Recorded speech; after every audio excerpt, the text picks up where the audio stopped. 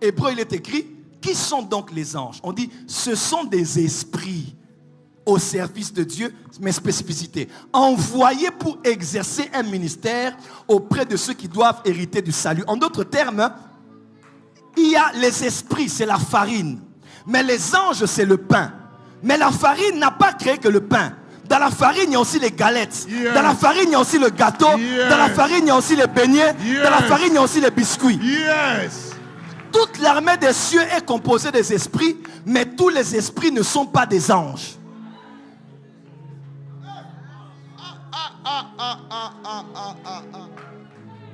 Et même, vous devez savoir que dans la Bible, les anges n'ont pas d'ailes.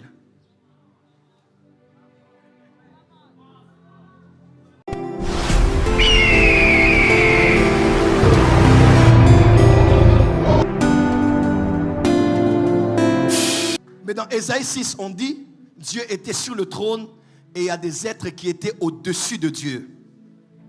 On les appelle les séraphins. En hébreu, on les appelle les serpents brûlants. Dis à ton voisin, Dieu a des serpents. Dieu a des serpents.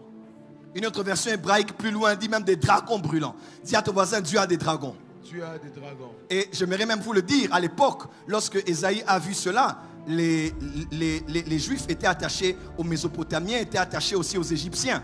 C'était des choses normales de voir un serpent avec des ailes. C'était normal.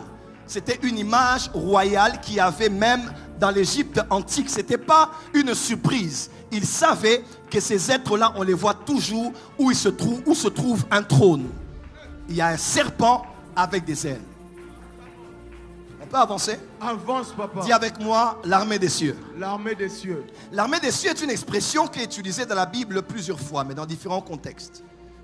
Elle est utilisée aussi pour parler des étoiles, n'est-ce pas? Parler des étoiles. Donc, au commencement, Dieu n'a pas créé que les anges. Parce que même quand Job parle de ceux qui ont assisté à la création, prophète Gratien, il n'a pas dit les anges criaient et chantaient. On dit les fils de Dieu. En d'autres termes, il y a aussi une autre catégorie qu'on appelle les fils de Dieu. Alors, pour bien comprendre le monde de l'armée des cieux, il faut comprendre trois choses. C'est l'explication la plus simple que je vais donner pour vous aider. Pour comprendre comment catégoriser tous ces esprits-là au service de Dieu. Parce qu'on voit, il y a des archanges, on voit, il y a des anges, on voit. Il y a de ceux qu'on appelle les fils de Dieu, on voit. Parce que dans Job 1, Job 2, n'est-ce pas? On voit les fils de Dieu devant Dieu. On n'a pas vu des anges. Alors, on appelle les fils de Dieu, il y a les anges, les archanges, les chérubins, les séraphins, les veilleurs, les observateurs qu'on voit même dans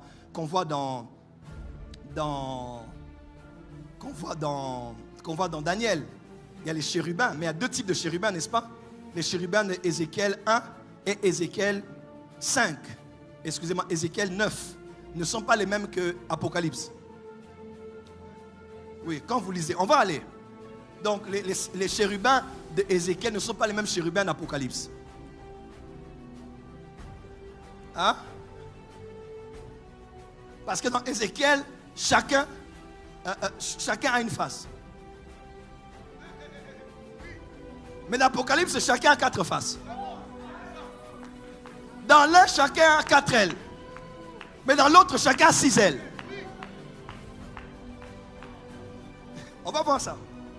Dis à ton voisin, voir les anges. Voir les anges. Il y a aussi ce qu'on appelle les 24 êtres vieillards. Bon, là, je vais peut-être expliquer aujourd'hui. Parce qu'il y a beaucoup de gens il y a beaucoup de théories autour de ça, qui sont les 24 vieillards. Certains disent que ce sont des esprits, d'autres ce sont les anges, d'autres disent que c'est l'église, d'autres disent que ce sont les saints, d'autres...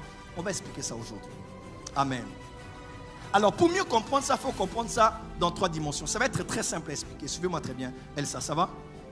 Premièrement, il faut les catégoriser en premièrement, ce qu'on appelle leur nature. Dis avec moi nature. Nature. Deuxièmement, il faut les définir par rapport à leur fonction. Dis fonction. Troisièmement, il faut les définir par rapport à leur rang. Dis avec moi leur rang. Ou leur rang ou bien leur grade. Ok. Alors, pour bien maîtriser sur l'armée des cieux, il faut qu'on les mette soit par rapport à la nature, par rapport à la fonction ou par rapport à leur grade. Par exemple, quand on dit les anges, on dit les anges sont des... Non, en fait, le mot ange n'est pas un mot lié à la nature. Parce que tous les êtres spirituels ne sont pas des anges. Donc ce n'est pas la nature. Le mot ange est lié à la fonction. Le mot ange n'est pas le mot d'un être, c'est le mot d'une fonction. Oh, je ne sais pas si je parle à quelqu'un ici.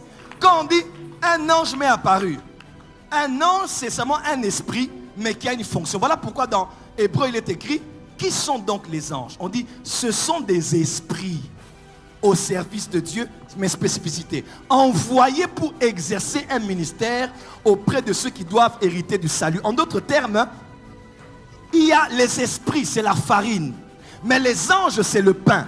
Mais la farine n'a pas créé que le pain. Dans la farine, il y a aussi les galettes. Yes. Dans la farine, il y a aussi le gâteau. Yes. Dans la farine, il y a aussi les beignets. Yes. Dans la farine, il y a aussi les biscuits. Yes. Toute l'armée des cieux est composée des esprits, mais tous les esprits ne sont pas des anges.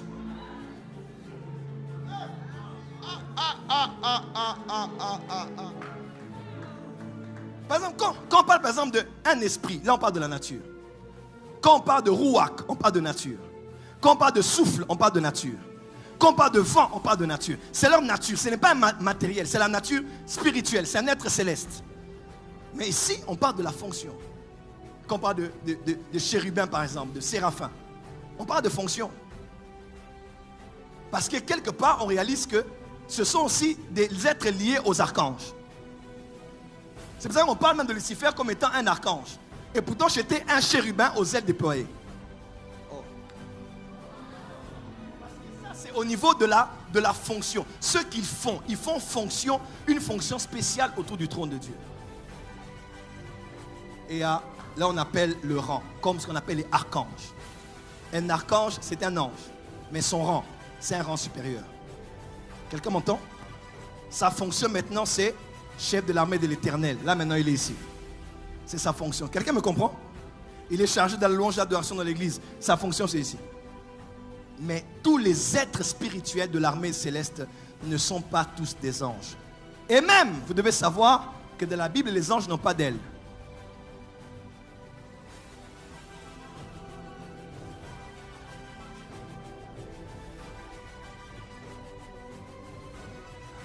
Je peux avancer? Avance, prophète. Je vous mets au défi. Il n'y a aucun verset qui montre que dans la Bible, un ange a des ailes. Quand ils apparaissent, il n'y a pas. C'est Superbook, c'est les dessins animés et c'est les films que vous avez suivis. La Bible arrive même au niveau de dire que ce sont comme des hommes. Parce qu'ils ont la forme d'un homme. Oui. Gabriel, l'homme. Daniel, l'homme Gabriel. Parce qu'il venait dans une forme humaine. Ils ont mangé avec Abraham. Ils étaient à 3. Abraham était là et avec 2 êtres spirituels. Ils ont mangé chez Abraham. Ils ont laissé Dieu. Les 2 sont allés dans Genèse 18, verset 1. 19, verset 1. Ils sont allés à Sodome et Gomorrhe. On les a pris. On voulait coucher avec eux. Parce qu'ils avaient les organes humains. Hébreu va au point de dire, exercez-le, parce que plusieurs sont les savants ont reçu des, ils n'ont pas d'ailes.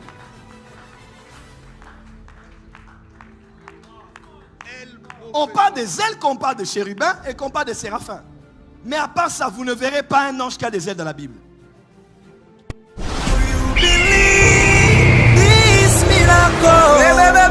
Supernatural dunamis power.